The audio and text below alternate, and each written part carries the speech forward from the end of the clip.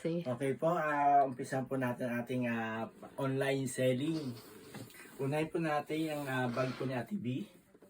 Ito po, Garucci.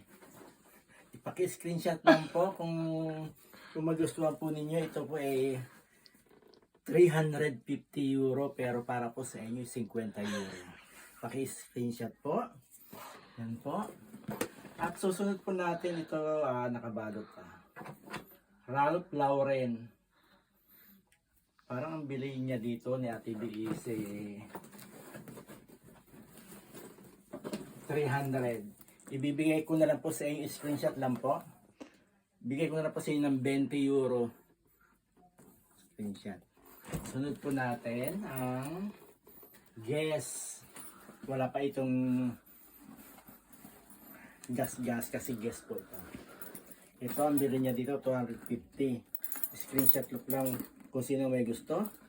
Bibigay siguro natin to ng mga 75, di na tayo lugi. Okay na.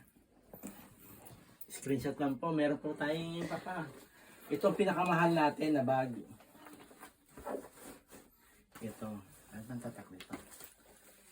Ito nasa 700 kasi ito euro eh. Pwede ito ibigay ko to ng 500 na lang.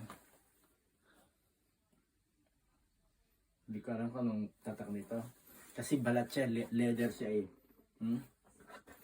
Purong leather. At ito naman balat ahas. Sa inyo kasi mga 10 euro. Ano ito Prada. Patay mo na darating may ari.